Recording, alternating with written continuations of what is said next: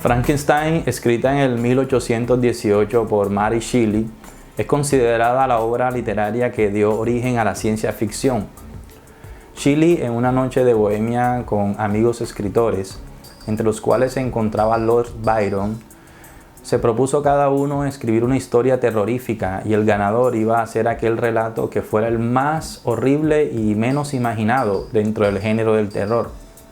Nadie pudo pensar que esa jovencita de 18 años iba a ser considerada la autora del primer relato de ciencia ficción en la literatura universal. Antes que Frankenstein fuera creado, esa criatura de carne muerta unida a través de alambres y que se le da vida por medio de unas descargas eléctricas, en el mundo de la literatura, para poder dar vida a un ser inerte o traer a realidad un evento milagroso, la única forma era a través de un acto mágico o fantasioso. Lo que mediaba entre la maravilla o la fantasía y la realidad natural era siempre la magia. La ciencia o tecnología hasta ese momento no tenían absolutamente ninguna función en la narrativa fantástica o maravillosa. Precisamente la ciencia ficción nace en el momento en el que aquello que acontece por causas mágicas, lo que llaman en la literatura fantasía, ahora ocurre por causas científicas, tecnológicas. Antes se decía abracadabra, pata de cabra y ¡pum! La bruja Circe convierte a los amigos de Ulises en cerdos o la bruja malvada al príncipe en un sapo.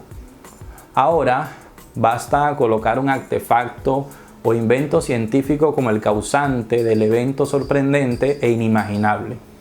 Antes las brujas volaban con escobas, pero desde que Marty McFly apareció en escena, ahora para poder flotar sobre el piso solo necesitas una hoverboard o una patineta voladora. Queremos decir con esto que el elemento o palabra mágica que provoca lo maravilloso es colocar en el universo de la narrativa literaria artefactos científicos, invenciones tecnológicas o en su defecto, abrir la boca y decir la ciencia dice o estudios científicos confirman tal cosa. Aunque eso sea solo una expresión que no tenga ningún respaldo en datos y hechos verdaderamente científicos. Es decir, con solo anteponer la frase la ciencia dice, usted puede agregar cualquier cosa y todos debemos dar por sentado que eso es un hecho factible, que no admite ninguna duda, sin fuentes, sin datos, sin hechos, sin estadísticas. Así nació la ciencia ficción y así es que su narrativa a nivel literario o cinematográfico funciona. Es decir, la ciencia ficción nace en el momento que la causa originaria de estos actos milagrosos y hasta casi imposibles dejaron de ser por fuentes mágicas u ocultas para ahora totalmente ser provocadas por la ciencia y la tecnología, sean o no posibles actualmente en el mundo real. Ya no son pócimas, ollas grandes hirviendo, báculos o talismanes, sino artefactos tecnológicos los que transforman la realidad. Pero algo esencial sí tuvo que permanecer: la oralidad, el poder creativo de la palabra. La declaración mágica realizada por medio de una palabra o frase talismán, el ábrete sésamo, el abracadabra, el misca musca de Mickey Mouse fue reemplazado por la ciencia dice que.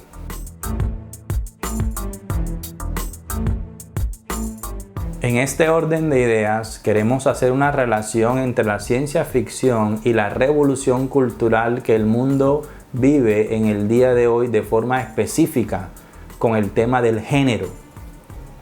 Hace algunas décadas se originó un movimiento filosófico político pseudocientífico en algunas partes de Europa y sobre todo en los Estados Unidos que dio origen a una nueva antropología, a una innovadora y revolucionaria cosmovisión del ser humano, la teoría del género. Cuando estudiamos de forma objetiva y crítica todo el proceso de cambios sustanciales que vive la sociedad hoy día con respecto al área de la sexualidad y buscamos llegar a sus orígenes y principales exponentes, nos encontramos con una lista muy interesante y bastante amplia de literatos, filósofos, lingüistas, psiquiatras, psicólogos, sexólogos, entre otros más, en los que cada uno de su propia disciplina abonaron todo un terreno para la construcción de lo que queremos llamar en esta reflexión un neoecosistema humano. Encontramos que desde su inicio se busca una transformación cultural que obedece a los mismos principios utilizados en el marxismo. Lucha de clases, el proletariado versus la burguesía, los opresores versus los oprimidos, pero que ahora se desliga de la lucha entre la clase obrera para redireccionarlo al ámbito sexual de los individuos, una batalla cultural. Ya no se busca la igualdad en el ámbito de lo económico y de poderes, sino una liberación sexual sin normas ni límites que la detengan. Este tema tiene cientos de aristas que poco a poco iremos desenvolviendo para una mayor claridad y que en esta ocasión nos enfocaremos en lo que consideramos el elemento medular para la construcción de esta teoría. La columna vertebral que sostiene todo este ecosistema, el lenguaje. El lenguaje y su resignificación, su deconstrucción, el cómo podemos transformar la realidad que nos rodea por medio del lenguaje.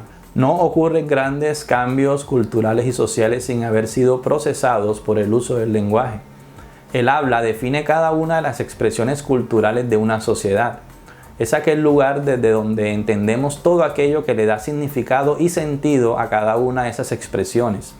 Es el que le impone los valores y marcos de legitimidad o no. Es donde se determina lo política o lo no políticamente correcto. Con el lenguaje se construye o se deconstruye una cultura, una sociedad.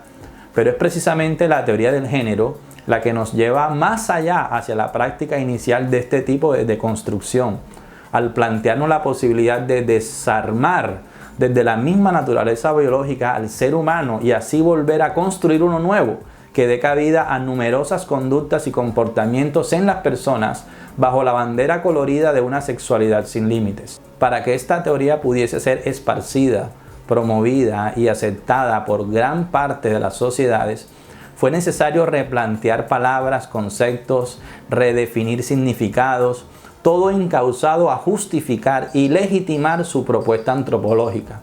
Para esto, estamos ante la creación de un nuevo lenguaje, lo que Orwell en su monumental obra 1984 llamó el neolenguaje.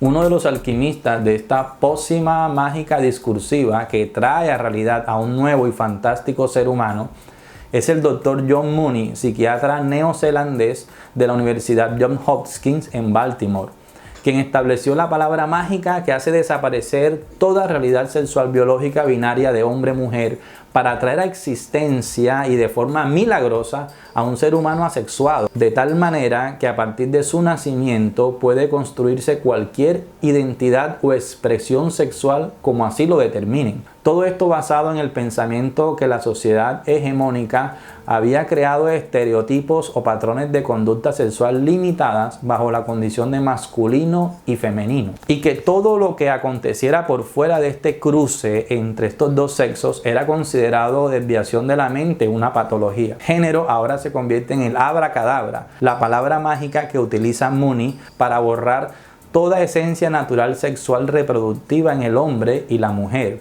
que los liga a una orientación sexual definida. Desde este momento, los genitales de las personas no determinan las conductas u orientaciones sexuales de las mismas.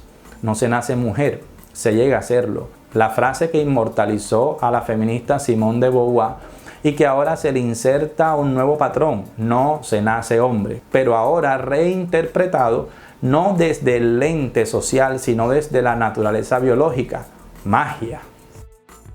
Como ahora no se nace mujer y no se nace hombre, sino que se llega a serlo biológicamente hablando, de la misma manera podemos ahora llegar a ser cualquier cosa. La palabra sexo es desplazada ahora por la palabra género. Se abre desde este momento un abanico de posibilidades y exploraciones sin límites que hoy día podemos referenciar más de 112 orientaciones sexuales diversas que conforman todo este neoecosistema humano.